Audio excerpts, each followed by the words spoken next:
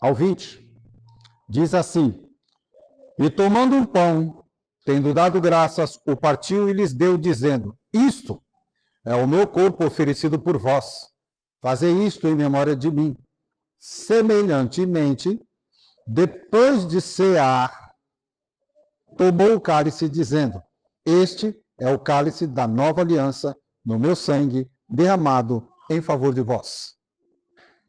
Existe um ritual para a ceia? Existe. Tem uma certa liturgia? Sim. Primeiro isso, depois aquilo, depois aquilo. Segundo o que está na Bíblia, ceia é o pão. Perceberam que diz assim: depois de cear, ou seja, de comer o pão, semelhantemente tomou o cálice. Então a ceia em si é o pão, que é o partilhar o corpo de Cristo. Entenderam? E por que semelhantemente tomou o cálice e repartiu distribuiu entre eles: tomai e bebei, isso é o meu sangue. Porque aí não é a ceia, é um componente da ceia, que é o não menos importante, obviamente, que é a aliança que ele fez com o seu povo. E ele fala que o sangue é o sangue da nova aliança. Por que nova? Porque ele já tinha feito várias alianças com a humanidade e todas elas deu ruim por conta da humanidade, porque tinha a coparticipação da humanidade e a humanidade pisou na bola. Então ele fez uma nova aliança em Cristo Jesus, porque inicia-se nele e termina nele. Então não tem como falhar, porque Jesus não falha. Não depende de nós, depende de Jesus. Ele fez a aliança, a minha aliança está em mim. O que nós precisamos fazer? Fazer parte dessa aliança. Quando nós entendemos, como eu disse no começo, o sacrifício dele na cruz, e aí compartilhamos o pão e dizemos assim: eita, isso aqui é para eu lembrar que o corpo dele foi dilacerado na cruz por mim. Faço parte deste corpo. Tomamos ceia pensando assim. E o cálice? O cálice é a nova aliança. É selando que eu estou entendendo que esse cálice faz parte da nova aliança na minha vida. Ok? Muito bem. A Santa Ceia do Senhor não é apenas um rito sagrado, mas uma mesa de comunhão onde o Senhor nos chama para descansar nele. A ceia foi instituída na noite em que Jesus foi traído. Antes de ser efetivado a traição, ele fez a ceia. E estava lá entre as pessoas que iam cear, o traíra, o Judas. E ele não falou: Judas, sai daí porque você não é digno. Ele serviu a ceia, ele falou do que se tratava, e Judas, só interessado no dinheiro. O que quer dizer? Que eu não tenho autorização, nem autoridade, para excluir você da ceia. Quem é que se examina? O homem. Então nós nos examinamos e pensamos: eita, não estou em condição não, porque eu não estou em acordo com isso. A ceia é a expressão do abraço de Deus à humanidade ferida. É a mesa que Deus nos cura, nos consola e reafirma sua aliança de graça. Ceia em si, os elementos da ceia, o pão e o cálice, não tem a função nem o poder de curar. Não é remédio para a alma, nem para o corpo, nem para nada. É apenas pão e derivado de uva, transformado num cálice. Pão para simbolizar o corpo, não é o corpo, ele simboliza o corpo. E o cálice que simboliza o sangue da aliança. Não cura, não transforma, não faz nada. O todo é que pode lhe trazer cura. Quando você vem para a ceia e fala assim: o corpo de Cristo que está sendo simbolizado por esse pão foi dilacerado por mim. Como posso eu não amá-lo? Como posso eu não obedecê-lo? Como posso eu não reconhecer que ele é o Senhor da minha vida? A cura está começando a trabalhar em você. Percebem? Então, o pão e o cálice não curam. Mas o que ele falou: fazei todas as vezes que fizer, em memória de mim, para que esse momento traga cura. Através da reflexão, através da proposição de: vou corrigir, vou pedir perdão. e vou participar da ceia conscientemente, não para minha própria condenação. É a cura em ação no momento de ceia. Uma mesa que foi preparada para quem está cansado. Mateus 11, 28, ele diz: vinde a mim todos vós que estáis cansados, e eu primeiro eu vos aliviarei. A Santa Ceia é um convite para quem carrega fardos pesados. Por isso que ele fala assim, analise-se. E às vezes a gente chega na ceia, às vezes a gente nem quer vir, porque fala assim, eu não vou lá não, que eu vou ser hipócrita se eu ceiar. Eu sei que esse pensamento pode vir à mente de muita gente, porque eu já pensei assim, porque fui ensinado de maneira equivocada, entendi de maneira equivocada, então tinha ceia que eu nem ia, porque eu vou lá fazer o quê? Sou um pecador miserável, eu vou lá fazer o quê? Eu estou com raiva de fulano, eu estou com raiva de ciclano, então eu nem vou. Resultado, eu deixei de participar num momento maravilhoso desse, sagrado, onde eu posso ser curado, de novo, não pelos elementos da ceia, mas pelo todo, porque eu estou com raiva do fulano. Traduzindo, a raiva que eu sinto do fulano, ou seja lá que pecado que você tem, é maior do que a minha vontade, desejo de adorar a Deus. Olha o peso disso. Então você fala, eu não vou tomar ceia não. Por quê? Por causa disso, então isso, é maior do que a importância que tem de você estar em comunhão com o corpo de Cristo, do que você está fazendo essa celebração em memória de Cristo. Então pense bem, o que pode ser mais importante do que você celebrar a morte e ressurreição de Cristo? Nada pode ser mais importante do que isso. O problema é que quando a gente pensa equivocadamente assim, então eu não vou tomar ceia, nós nos autopunimos e menosprezamos a importância que tem a ceia do Senhor. Então quem já pensou assim, só se arrepende. E quem porventura esteja pensando assim, hoje, se arrependa também, tome ceia. E daqui para frente nunca mais deixe de tomar ceia, porque você transformou algum sentimento, algum erro seu em algo mais sério, mais importante do que consagrar-se ao Senhor, do que participar desta mesa onde Deus nos chama à reconciliação, onde Ele nos chama à reflexão do sacrifício de Cristo na cruz por nós. Jesus não celebrou a ceia com gente perfeita. Entre eles estava Judas. Entre eles estava um duvidou, outro negou, outro traiu, outro brigou. Lembra que Paulo chega para Pedro e fala assim, leva Marcos com você que isso aí eu não cabe não. Ele estava um tanto quanto indignado com Marcos. Então, entre os apóstolos tinham problemas. João desconfiou de Judas antes de saber que ele era um traíra.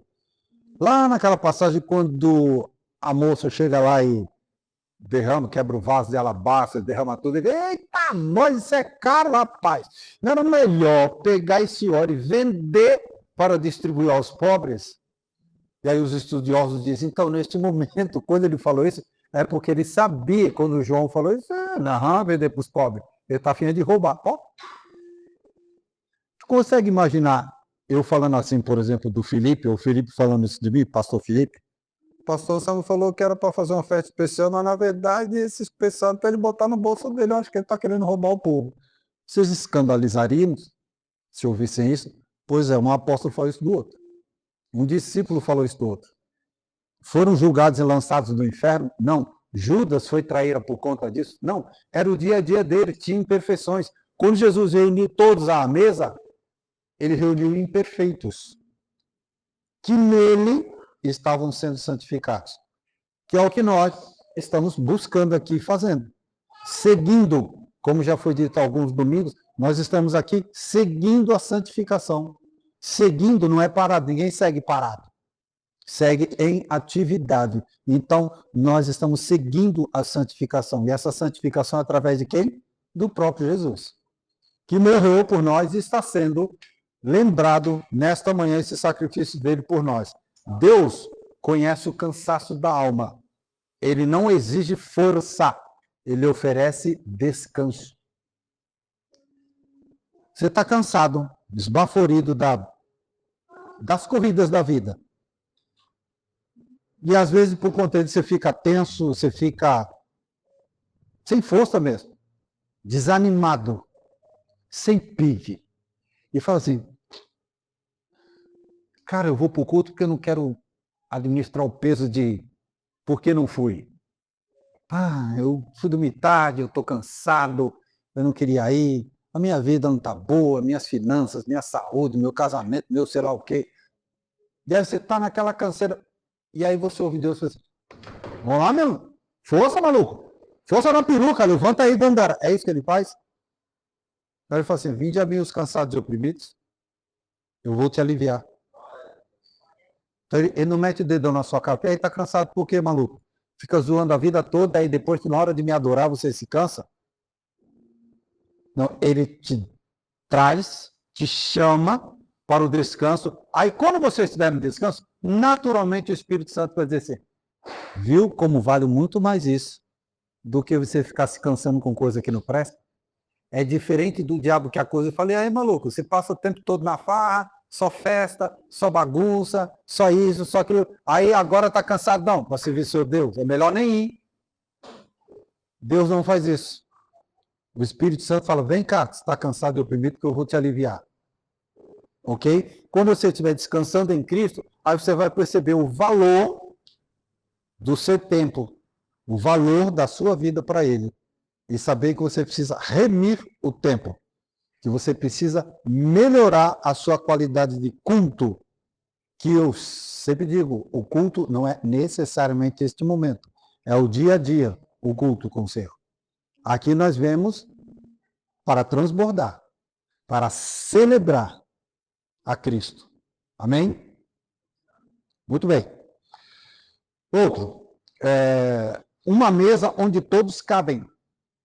E esse termo que eu vou dizer agora está um tanto quanto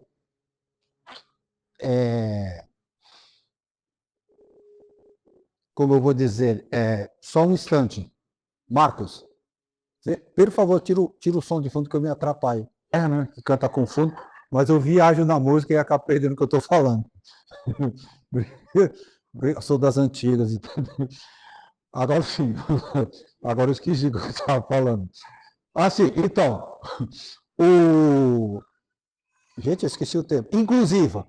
Então, esta mesa é inclusiva. Só que o termo inclusivo hoje dá a impressão que traduz-se por liberou geral. Qualquer um pode vir. Sim, qualquer um pode vir. Permanecer do mesmo jeito aqui não. Entende? Então, tipo assim, eu posso vir participar da mesa? Pode. Se você entendeu tudo que foi dito até agora, sim. Mas eu sou de uma orientação sexual diferente da que vocês entendem que é a correta. Se isso está te incomodando, é porque você está sendo confrontado. Então, ora diante de Deus, dedique-se a Ele, peça a direção a Ele, e o Espírito Santo te guiará. Nós cremos assim, que o Espírito Santo convence. Não sou eu que vou convencer a pessoa. E aí a pessoa pode fazer parte da igreja? Pode. Agora, e se envolver com os trabalhos da igreja? Ainda não, porque ele não entendeu o que é. E aí nós temos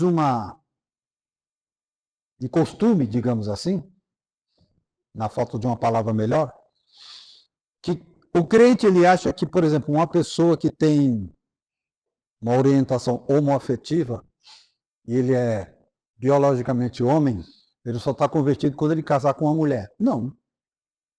Que ela só está convertida quando casar com um homem. Também não. Pode morrer desejando homem e ela morrer desejando mulher. Não colocando isso em prática, é o esmurrar o seu próprio corpo para a glória do Senhor.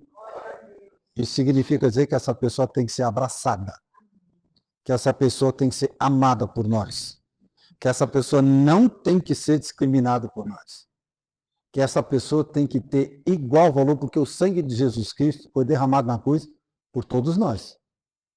Ele não derramou um sangue especial para o pastor, outro menos especial para o presbítero, administra não ser 100% fiel a Deus. É possível ser 100% fiel a Deus? Não, porque a gente erra. Mas o que eu quero dizer de administrar? eu tenho que não aceitar errar. Não é administrar o erro, é não aceitar errar. Então eu administro que a mesma festa, numa paróquia eu vou, mas no centro espírita não. Ou tá errado ou não tá, filho. Ou você vai ou você não vai. Porque idolatria e invocar espíritos também é errado. Mas aí a gente vai condenar os católicos porque são idólatras, mas talvez a gente administre melhor porque nós também temos as nossas idolatrias. Idolatramos pastores, idolatramos apóstolos, idolatramos cantores gospel. Não chamamos com esse nome, mas fazemos. Mas a gente também não chama de festa junina, chama de festa country. Um pouco pior, existe, acho que é em outubro, 31 de outubro, se eu não me engano, Halloween. Tem várias igrejas no mesmo dia fazendo uma programação chamada Hello Angel. Para quê e por quê? Vamos continuar administrando bobagem. Vamos continuar administrando pecado. E aí depois vai esfriando da fé, vai ficando tosco na fé. E fala, onde foi que eu errei? Ô filho, é sério que você foi numa festa de Hello Angel e achou que estava tudo bem? Que a igreja precisa disso. Então a igreja, ao invés de evangelizar o mundo, que é a ordem, ide e anunciar o evangelho a toda criatura. Não, a igreja, ao invés de evangelizar o mundo, ela aceita ser mundanizada. Mas aí, para não ter o peso de ser uma festa junina, chamamos de festa country. Para não ser Halloween, nós fazemos Hello Angel, e ao invés de ser tudo preto, é tudo branco, e está tudo bem. Se for num centro espírita, não, mas numa igreja católica, num templo budista, eu até vou. Eu ignoro o gordinho que está lá sentado, e beleza. Não faz mal para ninguém. Agora o espírito maligno não faz. Sabe o que acontece? É o seu interior dizendo, se manifestar, você não tem poder para repreender. É por isso que você tem medo. Porque se você é consciente, primeiro, você não precisa ir numa festa dessa. Segundo, se você tiver que entrar lá, você não entra com medo. Porque se manifestar, 2 trabalhos, filho. É baixar e sair correndo. Porque eu vou pôr para correr em nome de Jesus. É isso que você tem que pensar. Desde que você esteja com a sua vida em fidelidade com Deus. Como a gente tem medo? Quando a gente sabe que não está em fidelidade. Que aí vai logo lembrar daqueles 2 que falavam assim, vamos botar o capeta para correr? Assim, Paulo fez que a gente não pode. Aí o capeta falou, oxe, Paulo eu conheço, Jesus de Paulo eu conheço, mas vocês não, vem cá. Arrancou a roupa dele e fez correr pelado. Deu um sacode neles e ainda fez sair correndo pelado. Rua fora. Aí os crentes veem isso assim, não tô legal, não é melhor eu não expulsar o demônio. E aí, por consequência, a gente já nem entra. Tem gente que muda de calçada quando sabe que ali tem um centro espírita. Oxê, maior que está em nós do que o que está no mundo? Mudou de calçada porque está com medo do quê? Daquela vozinha dizer assim, não brinca não que eu te pego, hein? Eu sei quem você é. E essa voz não é do Espírito Santo. E aí o que a gente faz? Muda de calçada que está resolvido o problema. Não, não está não. O diabo não respeita limites, ele respeita o nome de Deus, aí é limite. Mas o seu limite, o meu limite, se eu não resistir, ele continua vindo. Não é o que a Bíblia diz? Sujeite-se a Deus, ou seja, fica de boa lá com Deus. E não só isso, resista ao diabo, porque ele vai continuar insistindo, e aí, sujeitando a Deus e resistindo, é que ele fugirá de vós. Se você não resistir, ele vem. Quando eu vou para a igreja, eu canto, eu prego, eu pulo, eu sapateio, eu falo em línguas e não sei o quê. Se você não resistir o diabo, ele te atropela. E, infelizmente, eu não estou aqui, não é um... aliás, felizmente eu estou aqui para falar de Deus, não para falar do diabo. Mas eu não posso subestimá-lo e ignorar a existência dele, porque é isso que ele quer. Como é que você vai lutar contra algo que você não acredita que existe? Então ele prefere que você ache que não. Mas ele existe, infelizmente, e ele é astuto, infelizmente. Eu não estou aqui para elogiá-lo, mas infelizmente é isso. Então se nós não resistirmos, ele não foge. E se ele não foge, ele continua avançando. E não adianta você dizer, as portas do inferno não prevalecerão contra a igreja do Senhor. Que igreja? Aqui não ora? Aqui não lê a Bíblia? Aqui não se consagra? Aqui não segue a santificação? Como isso? Não é um patuá. Ó, vou só declarar aqui, as portas do inferno não prevalecerão contra a igreja do Senhor. Pronto, é o suficiente. Não, você tem que fazer valer que é a igreja do Senhor. Porque se não for a igreja do Senhor, as portas do inferno prevalecerão. Não é a igreja do Senhor. Se não está agindo como igreja do Senhor, não é a igreja do Senhor. E o que a gente faz? Saímos daqui todos cabisbaixos, tipo assim, eita miséria. Não. Se você não se sente hoje como igreja do Senhor, é a hora. É hoje. E não precisa muito ritual, não, filho. É só você dizer, Senhor, eu reconheci que eu, miserável homem que sou, pequei. Eu sou um desses aí que o pastor está falando. Eita, esse negócio aí, ó, carapuça, você viu direitinho. É você e Deus aí no seu cantinho. Eu não vou pedir para você vir aqui na frente, assumir que pecou, que fez. Não, filho. É tu e Deus aí no seu cantinho, humildinho. Examine-se o homem a si mesmo. Esta pregação é para examinar. Então se autoexamine e decida depois o que você vai fazer. Então esse Jesus nos chama esta manhã para uma mesa onde todos cabem, desde que se enquadrem na vontade dele. Então ele chama todo mundo e fala, agora, de todos aqui que estão na mesa, tem um que vai me trair, tem um que continua pisando na bola. E ele continuou pisando na bola e saiu dali e traiu. Efetivamente, oficializou a traição.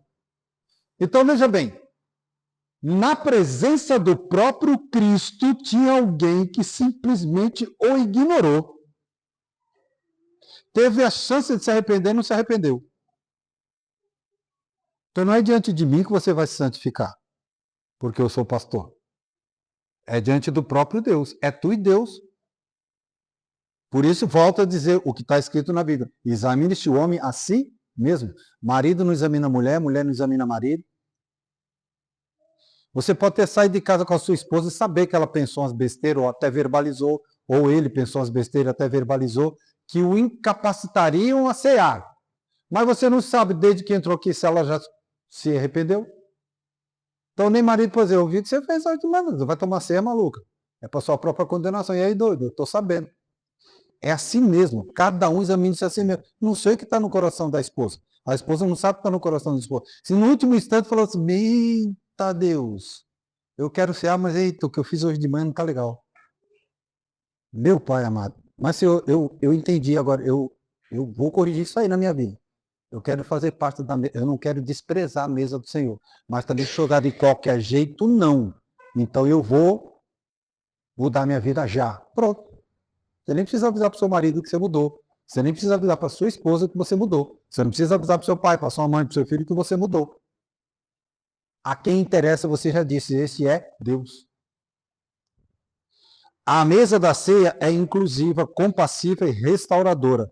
Jesus lavou os pés de todos, mostrando o seu amor se estende até mesmo aos que falham. Então ninguém está fora do alcance da misericórdia divina. Há lugar na mesa para arrependimento, machucado e para o solitário.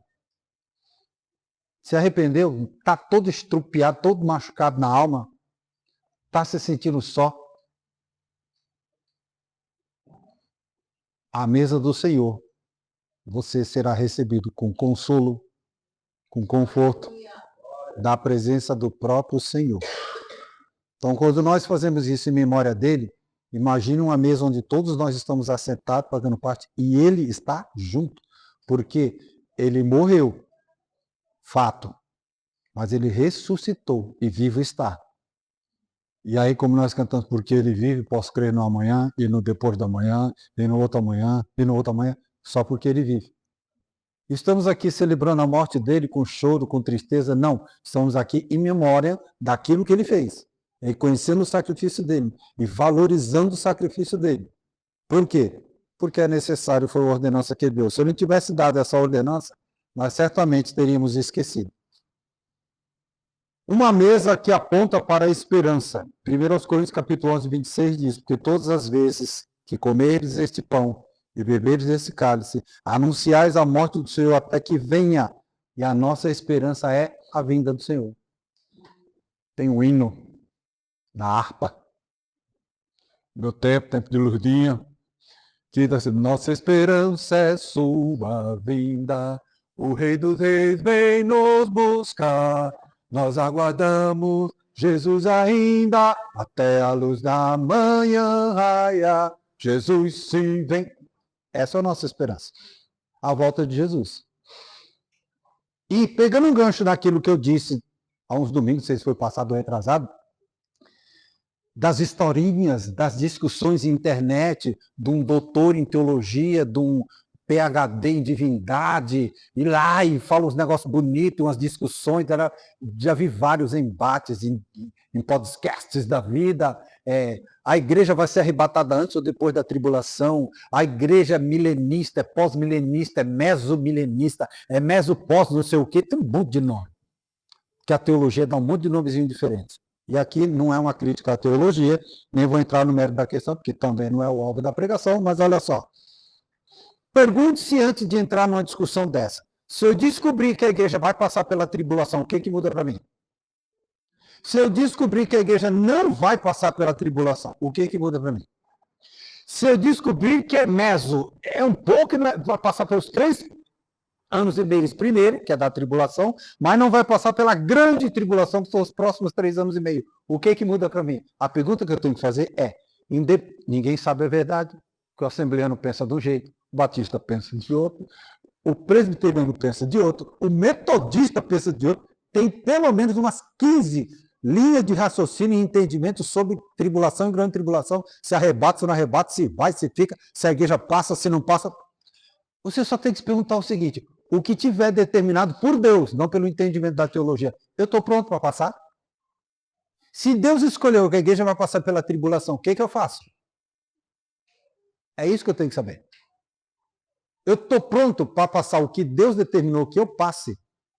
Então não é sobre arrebatamento, não é sobre tribulação e grande tribulação, é sobre fidelidade. Estou em santidade, sem a qual eu não verei ao Senhor. Eu estou em santificação. Se eu estou em santificação, eu passo pela tribulação se for preciso. Se ele determinou que a igreja vai passar pela tribulação, ok. Então essas coisas interessam se você estiver fazendo um curso de teologia, que você quer saber um pouco mais tecnicamente, e mesmo assim você vai ter que abraçar uma ideia, que tem mais 14. Você não vai acreditar nas 14, entendeu? Então não tem importância, não tem valor efetivo para a igreja saber se vai ou não passar pela tribulação. O que a gente tem que saber é se nós estamos prontos para isso. E isso não se aprimora com discussão. Se é ou se não é, se deixa de é. Isso se aprimora com santificação.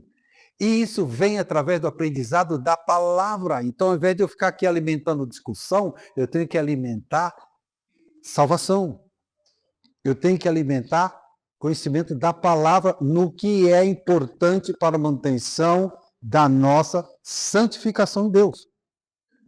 Eu não estou aqui para dar um curso de teologia para vocês, até porque eu não estou capacitado para isso. Eu estou aqui para anunciar a palavra que diz, siga a santificação sem a qual ninguém verá o Senhor. Então, se você não tiver santidade, filho, com tribulação, sem tribulação, no meio da tribulação, você fica. É simples assim, é isso que você tem que entender. Ah, mas acontece que eu acho que... Qualquer coisa que você tiver dúvida, pensa primeiro no que isso interfere na certeza da minha salvação. No que isso interfere na certeza de que eu vou morar num céu de glória. Eu vou morar no céu de glória onde a vitória há de me alcançar. O que isso vai mudar? Se eu sei se o fulano fez ou não fez, se o pastor fulano está certo ou o outro está errado. Isso são vãs discussões. Perda de tempo. Teve um que foi chamado de UFC Gospel. Porque um desafiou o outro com um desaforo muito louco. E aí travou-se uma batalha prévia na internet, quem é de Paulo, quem é de Apolo, eu aposto que o fulano vai esmirilhar ciclano. Falei, gente, como assim ter uma torcida para um pastor acabar com o outro ao provar que o outro está errado? E eu falei, eita, no que a igreja ganha com isso? Absolutamente nada, pelo contrário, perde. Porque o mundo fica vendo a gente se batendo. Porque o mundo fica vendo a gente se destruindo. Porque o mundo fica vendo a gente simplesmente dizer assim, eu nem sei para onde eu estou indo. Eu não sei se eu vou ser arrebatado, se eu não vou. Presta atenção. Quem aqui crê que pela sua crença em Jesus Cristo, pela sua devoção em Jesus Cristo, quando Ele chamar, você vai? É só isso que você precisa saber. Quando ele chamar, vai tocar trombeta, eu vou subir, não vou, como é que é esse? Eu não estou nem aí. Tem um louvorzinho antigo. Em um abrir, fechar de olhos, nós estaremos na mansão celestial. Beleza? Como isso vai ser, é o que menos importa. Para mim, eu não estou nem aí, gente. Cara, eu não me incomodo se eu for o último, sabe? Assim, passei a porta, fechou atrás de mim, não entra mais ninguém. Eu estando lá, estou bem, cara. Eu não quero nem saber o que eu vou fazer lá em cima. Eu sei que eu vou adorá-lo. Se eu vou adorá-lo, que nem anjos, arcanos, serafins e querubins, só santo, santo, santo, santo é o Senhor, ou se lá tem casa, eu vou ter que limpar banheiro dos anjos, eu não quero nem saber. Eu estando com Deus. Agora, eu preciso disso só lá? Não, aqui também. Eu não preciso saber o que o mundo quer de mim. Eu não preciso saber, nós não precisamos saber o que o mundo espera de mim. Eu quero saber o que Deus espera de mim. Eu quero saber o que Deus quer de mim. E ele chama para a mesa e fala, vem cá, filho, vem cear comigo. O que é que eu preciso fazer? Crer na morte do meu filho na cruz por você. E reconhecê-lo como seu salvador. Ah, mas e no dia a dia? É só seguir a santificação. Tá dentro? Tô. Pronto. E quando chegar lá em cima, eu só quero saber. Eu só quero estar. Se aqui já é bom estar com o sonho, imagina lá em cima. Eu vou estar preocupado que nome que vai ter na pedrinha branca. Está escrito na Bíblia que tem pedrinha branca? Tá. Mas eu não estou nem aí saber meu nome. Se ele chegar lá e quiser me chamar de Barzanufo, eu não estou nem aí. Foi o senhor que escolheu, está valendo, Jesus. Oxe, Barzanufo com honra. E pronto. Eu lá quero saber. Que não... Ah, mas olha, você tem que lutar, porque senão aí você vai ter um monte de pedrinha na coroa. Ah, pai, não quero nem saber se eu tenho coroa. Ele me dando, está valendo.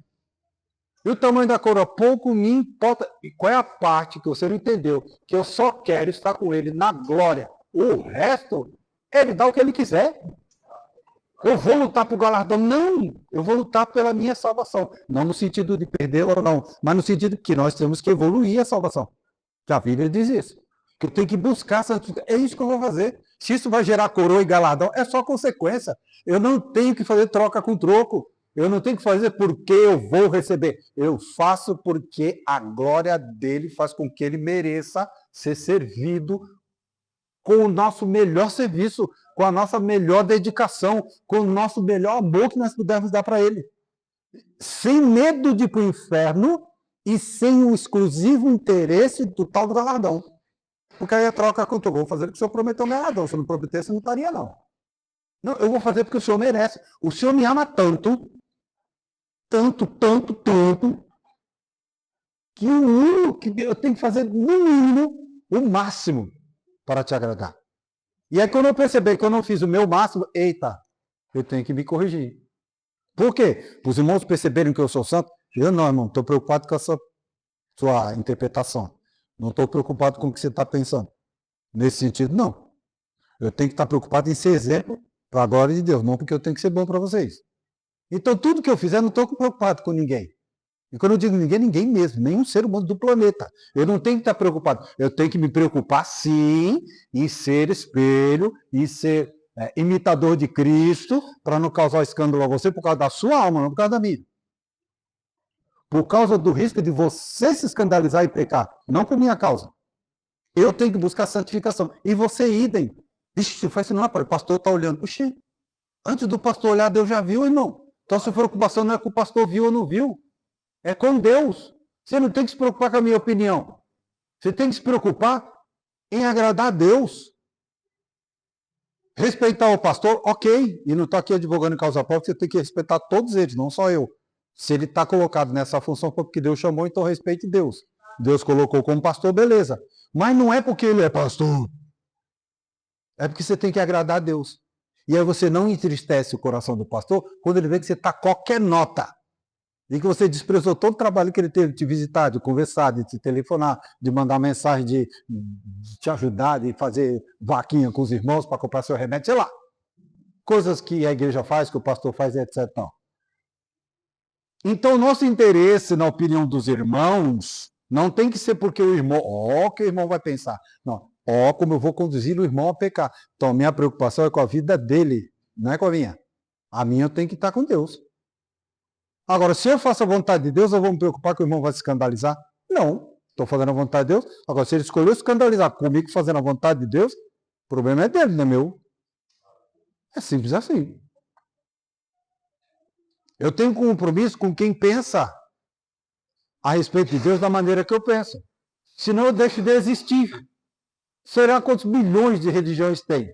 Tu já imaginou? E aqui não é uma crítica à igreja que eu vou dizer. Mas, por exemplo, para os irmãos da igreja Deus é Amor, eu estou em pecado. Porque eu estou com barba.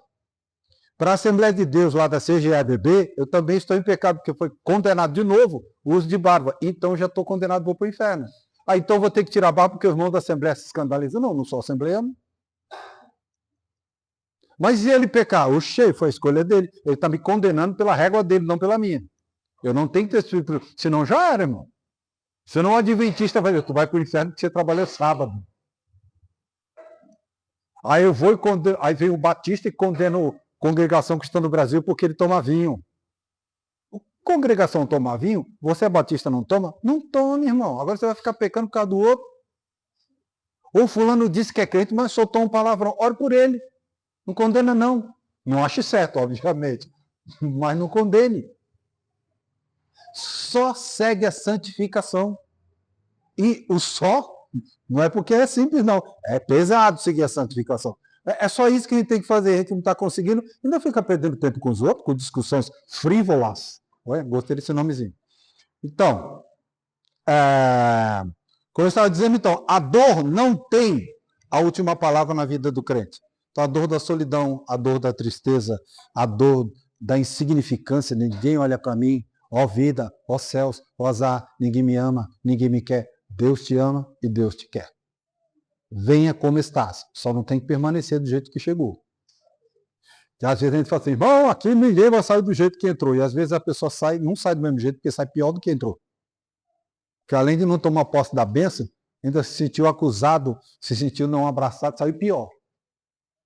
Então, a pessoa que não entra numa reunião de consagração ao Senhor, numa festividade como essa, numa celebração ao Senhor, não pode sair daqui do jeito que entrou. Sim, tem que sair melhor.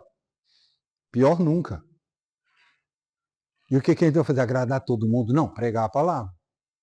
Se a pessoa dizer, não gostei do culto de hoje, já começou errado, porque não é tudo que tem que gostar de Deus, porque o culto é para Ele. Ah, mas é que a palavra foi dura. Se você está aqui para ouvir, Deus não se enganou. Deus não comete nem equívocos. Você está aqui porque você precisa ouvir. Ah, eu não aceito. Se não aceita a correção do pastor, mas aceite a de Deus. Se não tem base bíblica, pode jogar fora. Não interessa quem falou. Se foi eu, se foi o apóstolo Luiz Henrique, se foi, seja lá quem você julgue santo ou não santo, se não tem base na palavra, não precisa aceitar não, pode jogar fora. Pode esquecer, desprezar totalmente. Agora, o que a gente faz? Às vezes, muitas vezes, a gente despreza a palavra de Deus porque eu não gostei, mas abraço a palavra do coach porque eu gostei, porque massageio meu ego. E aí a gente vem para uma igreja e aí fala assim, você tem que fazer isso, você tem que fazer aquilo, tem que fazer aquilo outro. A pessoa fala, você está mandando na minha vida por quê? Aí você vai lá, num coach, e ele grita na sua orelha obrigações e você aceita. E pagando ainda. E caro. Para ouvir o cara gritar nas suas orelhas um monte de conceito que você tem que fazer. Aí você vem para a igreja de Jesus e fala assim, faça, só por amor. Ó, não precisa pagar nada. Só por amor. Mas não vale a pena. Não estou vendo. Eu vejo Jesus nessa igreja. E não é porque eu sou pastor dela, não. Eu vejo Jesus quando eu vejo uma Thaís chorar no púlpito, testemunhando do Senhor.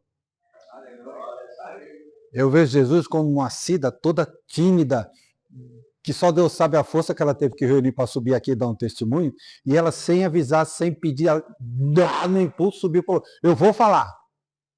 E testemunha. Nisso eu vejo Deus. Está entendendo? Eu vejo Deus quando um Luiz e uma Thaís não desistiram porque tínhamos um problema. Como vamos administrar esta energia deste pequeno ser? E por ele não desistir, Jesus honrou a fé e ainda trouxe mais gente a reboque. e que hoje trabalham na obra do Senhor. Está entendendo? Então, podemos botar uma faixa ali. Domingo dos Milagres, não precisa. Deus já fez vários aqui. E Ele continuará fazendo. Pode não ser aquele milagre extraordinário do cego ver, do coxo andar. Mas na minha vida, por exemplo, Ele já fez várias vezes de impedir que eu morresse, mesmo eu tendo 6 embolias pulmonares, que matam em 15 segundos. Eu passei por isso 6 vezes em 21 anos. Quantos 15 segundos já passaram? Está entendendo? Isso é milagre de Deus. Ah, mas é porque você é pastor. A Thaís não é pastora. A Cida não é pastora. A Ana não é pastora. Eu vejo a Ana que tinha toda uma dificuldade de falar em público, ela sobe aqui e fala do que Deus fez na vida dela. Eu lembro que quando eu conheci a Ana, ela falou, pastor, boa, que vergonha de falar. Aí eu fico assim, muito feliz de ver a Ana chegar aqui a plenos pulmões e testemunhar do que Deus fez na vida dela. E Deus continuará fazendo. Nós só precisamos honrar esse convite de se assentar à mesa. A ceia do Senhor é mais que um rito, uma cerimônia, uma ordenança. É um abraço divino. Ele nos chama a nos assentar com Ele, como filhos amados. A ceia do Senhor é para quem está quebrantado, para quem está arrependido e para quem está sedento da graça. De hoje, Ele ainda preparou esta mesa e nos chama a ceiar com Ele. Glória a Deus. Glória a Deus. Tem o hino que diz assim, vem cear, o mestre chama, vem cear. Hoje mesmo tu te podes saciar. Poucos pães multiplicou, água em vinho transformou. Vem faminto a Jesus, vem cear. Se um dia vocês tiverem dúvida se sou eu ou um clone pregando, pelos hinos você... era ele, estava no dia, mas vai cuidar agora. Enfim, mas falando em hino, só para terminar, essa é outra coisa que eu sinto falta. Nós temos vários louvores que enaltecem a Deus. E por que eu canto tanto música antiga? Porque a gente era incentivado a guardar as letras na cabeça. E o idoso, agora eu não consigo guardar muitas letras, mas as antigas ainda vêm aqui. E as antigas tinham um pouco mais de poesia, tinham um pouco mais de preocupação na elaboração da letra, tinha umas vontade de demonstrar um amor diferenciado. Não era um qualquer eu te amo. As pessoas se preocupavam em fazer como salmista. Vocês já viram como é que salmista louva a Deus? Ele usa uns termos que você fala, só Davi para pensar um negócio desse, hein? Rapaz, precisava, não era mais fácil dizer, eu te amo, Deus. Pronto, não, ele vai lá e enaltece, e dá um nó nas estrelas, e multiplica a luz, sei lá, ele faz um monte de coisa para dizer que adora a Deus. E tem alguns hinos, né, que a gente hoje chama de louvorzão, que expressam com certa profundidade o sentimento que se tem por Deus. A vontade que nós temos de adorar a Deus. E eu vou cantar um agora, bem de 1900 Guaraná com rolha. Pelo nome do cantor, você sabe, vou saber que não é uma coisa atual. Um cantor que se chama Vitorino. Não é uma pop music. Mas o nome dele é Vitorino Silva, vai vendo. E canta assim, ó. És orvalho que nutre uma rosa, és a rosa que enfeita o jardim, és jardim que ornamenta a campina, És o campo radioso sem fim, és um raio de luz dentre as sombras, és a sombra suave e fiel, és o manto azulado do espaço, és o braço que me une ao céu, és o som ideal da poesia, que irradia na rima do verso, na candura do meu dia a dia, no segredo total do universo. És o berço que embala o que nasce, és a face da alma remida, és degrau para a eterna subida, és a vida, meu Deus, és a vida, és a ponte que já sobre o abismo, és a fonte dos mananciais, és o doce barulho das águas, no deserto és recanto de paz. Tu que reinas acima da morte, és o forte que sustenta a cruz, és o norte que orienta o filho, és o brilho no olhar de Jesus, és o som ideal da poesia, irradia na rima do verso, na candura do meu dia a dia, o segredo total do universo. És o berço que embala o que nasce, és a face da alma remida, és degrau para a eterna subida, és a vida, meu Deus, és a vida.